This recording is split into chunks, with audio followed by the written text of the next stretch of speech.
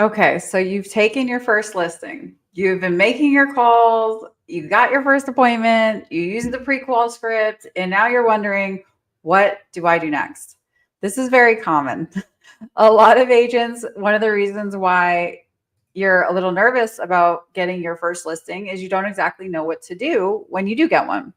So, today, what I'm going to go over with you is exactly how to start off the relationship by building trust, by helping your seller to relax, knowing that they're in the right hands. And the way that you're going to want to do that is to show them something different than what they have experienced before. Show them that you are an organized professional. Help them to understand by future pacing them through everything that's about to happen with their home and with the process. See, a lot of agents, when they go about listing a home, they don't actually talk about selling the home and what's going to happen throughout the process of selling that property. You are going to do something different. So I'm going to share my screen with you. Hi. Thank you for the nice compliment. If you guys have any questions, drop them in the chat. Feel free to ask me questions. This is what to do when you get your listing to help create trust with your client, to start off on the right foot so that the experience is better for everyone involved. This is also going to help you with if you're looking to scale your business and be able to handle a lot more listings at once. What I'm about to show you is going to help you to be able to do that. All right, who's ready? Drop a fire in the chat. Let's get started. It's a template. You guys know I love templates. If you'd like a copy of this template, go ahead and send me an email to soldbynelsonglobal@gmail.com. And I'm more than happy to send you a copy of the new listing template that you're welcome to plug and play in whatever market you're in. If you're already partnered with me at EXP, you can find this template in our Google Drive located in our WhatsApp chat. All right, let's go. And if you're interested in partnering with me at EXP, go ahead and reach out to me as well. I'm happy to talk to you about what that would look like. All right. So here is the new listing email that you are going to send out. So you got the listing signed, whether electronically, via DocuSign, whether you got it signed in person. This is what you're going to send out. And this helps all parties in the transaction to know exactly what's going to happen next. Now, it's also going to help everything happen smoothly so that you and your staff are not running around like crazy once you start listing 4, 5, 10 properties at a time. Some of you are probably already doing that. So feel free to use this with your current staff so that all of you can be more organized and have a better quality of life if you're already doing a lot of business. Okay, so first you're going to want to put all the client's information. Any of you ever have a situation where the home goes under contract, title's emailing you, your transaction coordinator's emailing you, and everyone needs to know, how do we get in touch with the client? You're not going to wait until the home is under contract. You're going to do it immediately once you get that listing signed. You're going to put all of your clients' information in that initial email. If you are the team leader and that listing is going under another agent on your team, you're going to have both you and the co-listing agent's information so that the seller knows who to reach out to when they're having trouble or if something happens. Make sure they have your phone numbers, your emails, everything. Your transaction coordinator or your assistant's information. If you are working with a lot of expired listings or for sale by owner listings, chances are when your assistant reaches out to them, they're going to think that's another agent and be rude to that your assistant by accident because they just don't know, right? They don't know who this person is and they've had hundreds of realtors calling them. So make sure they know that you're either your transaction coordinator, whoever your support staff is, they should have their phone number and their email in that initial onboarding template. This is initial onboarding template that we're going over right now. This is an email that you're going to send out once you've gotten your listing signed so that you can coordinate all parties involved in the transaction.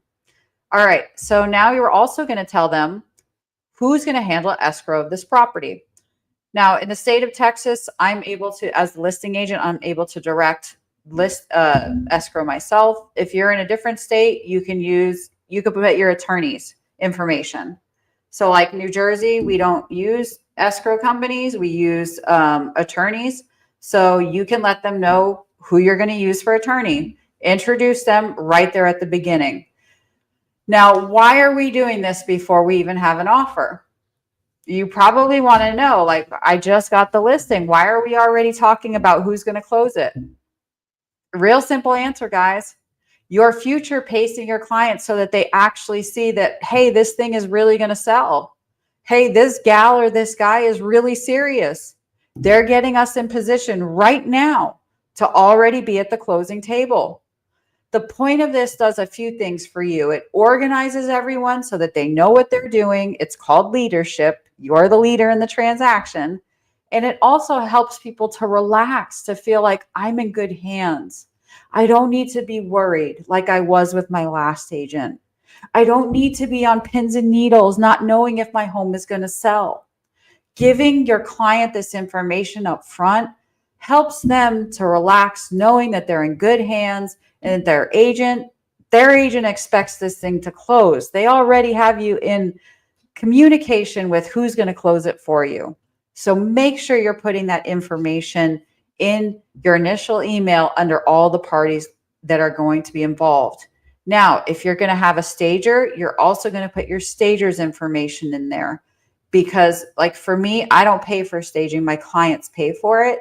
And there are going to be times where the stager needs to speak directly with the seller, or the seller has questions for the stager. So you make sure that they have each other's information by including it in this initial onboarding email. You're going to put the property address. You're going to let your transaction coordinator know whether or not you've already sent the survey, or you're going to advise your client to send it to your transaction coordinator. Why do we want the survey now? Who could tell me, why do we want the survey now? We haven't even listed the home yet. Why do we want the survey now? We want the survey to be in the MLS so that showing agents have a copy of it, and so potential buyers can look at it before they make the offer. Because in most states, if you already have the survey, that is less of a cost for either the buyer or the seller. In states where you do not have the survey, sometimes your seller is going to be required to get one and to pay for it. So you want to go over that, because it could be a point of contention in your contract negotiation. If your seller doesn't have a survey, it's better for you to know that up front so that you know how to handle it. In some states, surveyors are on a 3, 4, 5 week wait list because it's spring market and it's hard to get them out there. You might want to go ahead and order that survey to be done before you're even on the market, so that you're not having to extend closing and losing time in your transaction.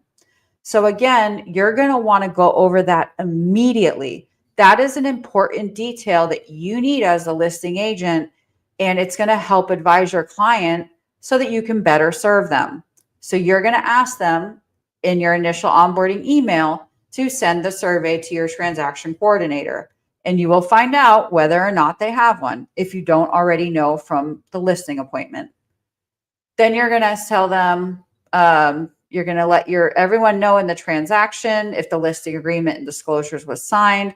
So most of you are already going to have one signed at this point. Some of you are going to send your listing agreements via DocuSign, and you just want to let everyone know that it's on its way. More disclosures. Again, that's for you and your support staff to know where you are in the process. For some of you, your support staff sends out all of these things for you. So they need to know what pieces are missing, and that way they can take care of it. Staging.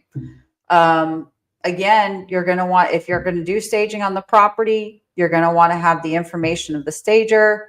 You're going to want to let the seller know when the stager is coming, have all those details there so they know what to expect. Photos. Your transaction coordinator, or whoever your support staff is, this is you telling them what you need done. Again, this is saving time and saving another step for you. You should not be arranging your photos as a listing agent. Your support staff should be doing that for you. That is not a money-making activity for you as a listing agent, and nor is it something that helps your seller. Your support staff should do that.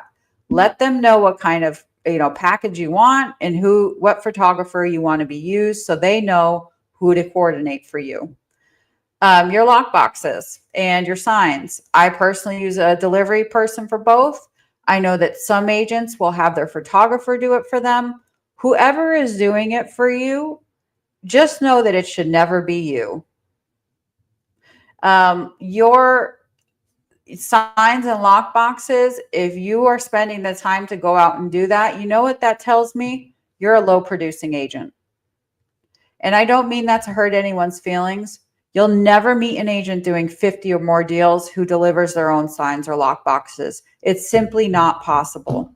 So if you want to get into the big leagues and you want to make the big bucks, stop doing low paying things that are below your price and your value. You can easily find people who will do it for $50 each way. It doesn't have to be something expensive, but you do want to let your seller and your staff know what to expect. So in this case, we used a combo lockbox. In some cases, you're going to use a Supra. Whatever it is you're doing, you want to make sure that everyone is aware of what's expected so that there's no surprises. And again, like your sellers, right, guys? If you tell them all of this stuff up front and they see like, wow, how many people are working for you? Don't you think they're going to see you as a professional and not just some agent who took this up as a hobby? A lot of what we do is about being professional, and that's what makes people more comfortable with us. When they see that you're the quarterback in the deal and that you're really good at arranging all of your people, it gives them a sigh of relief. And a lot of your job in the beginning of getting a new listing is helping your clients to trust that you got this. They're going to be a lot happier with you, a lot more relaxed when they feel that they are in good hands with you. And this new listing email, this template that's arranging everyone, is really the key to making that happen. Okay, so after the sign and the lockbox, then you're going to go on to describe the narrative. I don't know how many times you guys have dealt with this, but some sellers, they want like a book about their house. That's why you want to put it in the new listing email. And you're going to let them know, hey, look, Mr. and Mrs. Seller, you're going to have an opportunity to approve the narrative or make edits. But we're not going to sit here and write a book and redo it over and over again. So you're letting them know that up front. You're setting the expectation. Live. So all these things need to be done before the listing goes live. You want to have your seller and your support staff on board with knowing what to do. So we're letting them know, hey, you're going to get an opportunity to approve your listing before we go live. And this is the date that we expect to go live. For this particular person, it was 4 p.m. March 13th. Now, what is the reason why we're letting people know that we expect them to review the listing before it goes live? Does anybody know why we do that? It's because, have any of you dealt with the seller that calls you every 5 minutes because they want something that they saw on Zillow changed? If that happens to your support staff, they're going to quit on you. You are going to lose really great people because your clients are abusing them with these mundane tasks that get them off track from all the other work they have to do. So again, we're setting the expectation, Mr. and Mrs. Seller, and you should talk to them about this in the listing appointment and then reiterate it on this new listing email. Mr. and Mrs. Seller, we're going to go live on March 13th. In that morning or the day before, whatever it is you tell them, you're going to receive a listing proof. And what you're going to have the opportunity to do is to make any edits you like. Once that listing is live, we can no longer make any edits other than price. Do you understand? Why are we doing that? Again, We cannot be having phone calls the day you're listed, 10 of them. Oh, we don't like the description. Oh, the number of bedrooms is wrong. You cannot have that happening to your staff when you're listing 3, 4, 5, 10 homes. They are going to quit on you if they have to deal with that. So you're going to give your seller one opportunity before they go live. And once they are live, there are no more changes other than price. And by price, we mean if you need an adjustment, lower. Okay, and then you're going to let them know who's handling title and how you expect to close. I love this one, guys, because at the end of the day, what does your seller truly only care about? Closing. They just want to know, when are they going to get their money? How much money are they going to get? And when or where? I said when first. Okay. So you are, again, future pacing them. Here's how closing is going to go. And I'm very specific with people about, in the listing presentation, about how they want closing. Because at the end of the day, that's what we're here to do. I'm not here to list your property. I'm here to sell your property. So I really could care less about the nonsense in between. What we care about is, where do they want to close and how do they want to close? So if you have people that are like out of state, if you have someone who's homebound, you're going to want to let your escrow, your title company who's handling it, know that they're going to need a mobile notary. For a lot of us here, they don't charge us for mobile notaries because we do so much business with them. They are willing to cover it. And that's just another benefit that you can offer to your seller as just another VIP service for appreciating them as your client. Again, this is creating trust between you and your seller that you are there to get the job done, and it helps them to relax. Showings. This is huge. Anyone ever have, like, oh my God, panic attacks over showings when the thing is first listed? Anyone besides me have sellers just completely freaking out because, oh my God, all these people are coming and I'm getting tons of text messages. Oh, what do I do?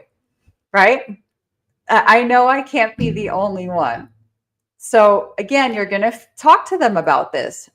If you've talked to them at the listing appointment and they tell you they work from home and showings can only be scheduled for a certain time, you're going to put that in this section so that your assistant understands when they're setting up showing instructions, what your client wants. It's going to alleviate a lot of that stress of the panic and the freaking out.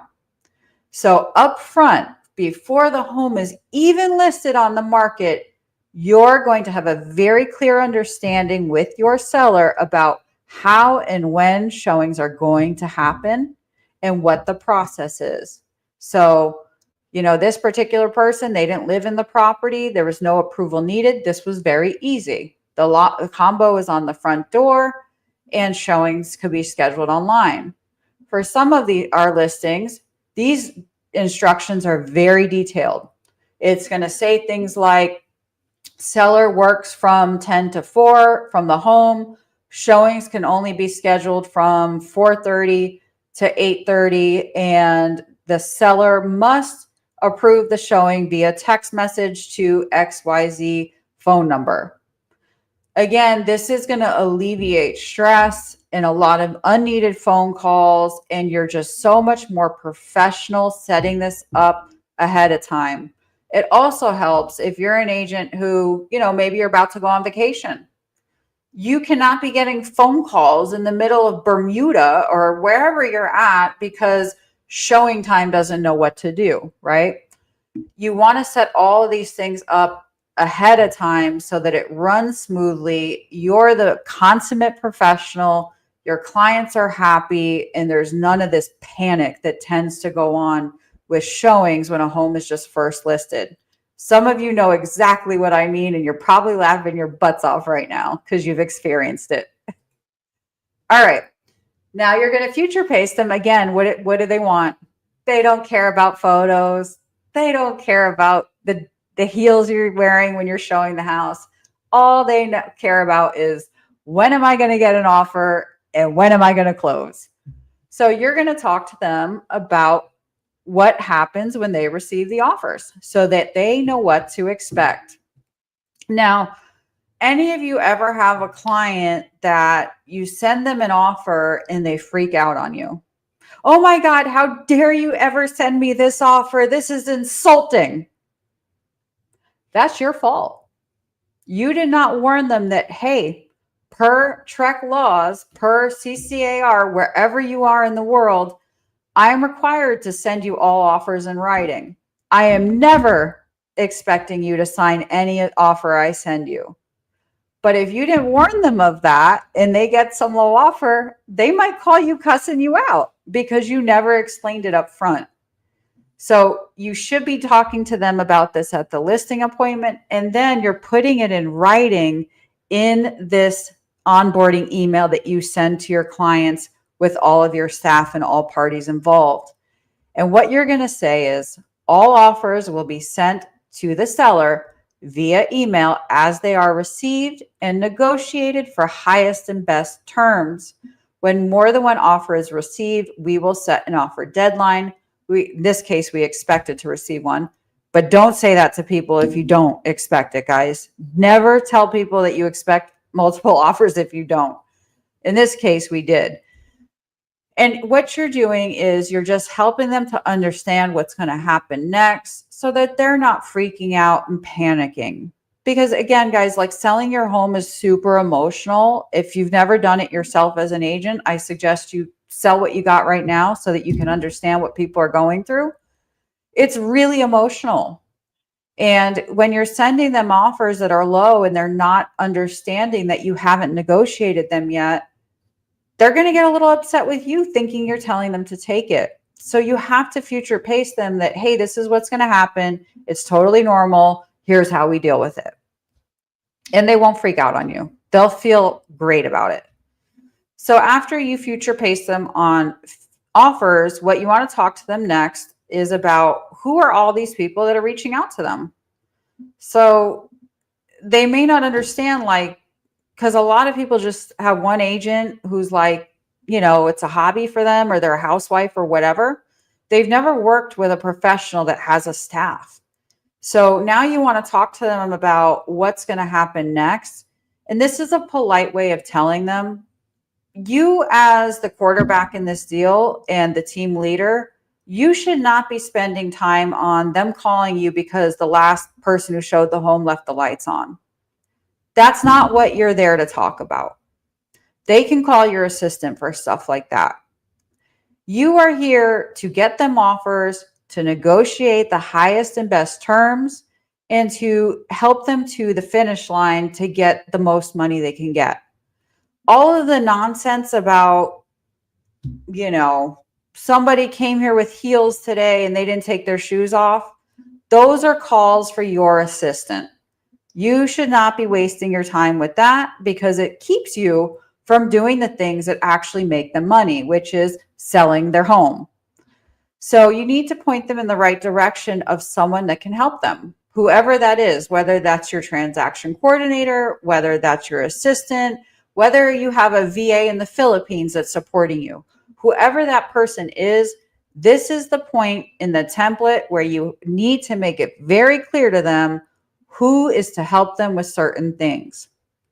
Now, one thing that happens for me a lot is my support staff will send out documents like disclosures, addendums, stuff like that. And I won't even know they've been sent to the seller because, I'm selling the home. And sometimes the seller will call me and be like, what is this you just sent me? And I will have no clue.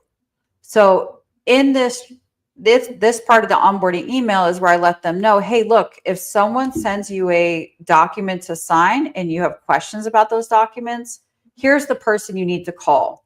Here's the person you need to reach out to. So whether that is like I said, your VA, your assistant, whoever it is, make sure your seller knows that you're not sending them those documents, and make sure they know who to call when they have questions about it. All right. Well, this is what to do when you get a listing. It's very simple, but you would be surprised how much time it saves you, how much it helps the seller to relax knowing that they're in good hands.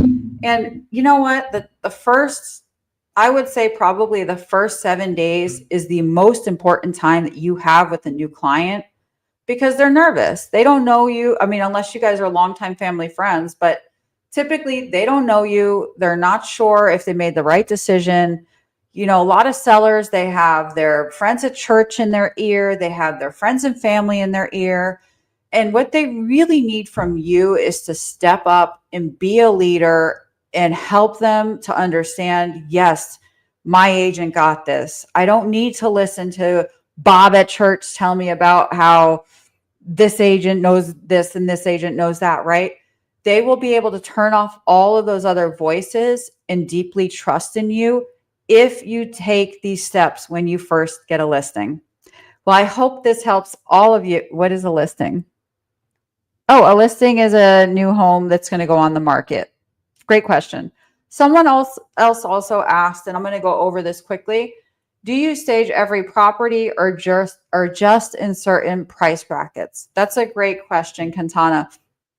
So here's my suggestion to you about staging. If staging is going to make the seller more money, they need to stage the property.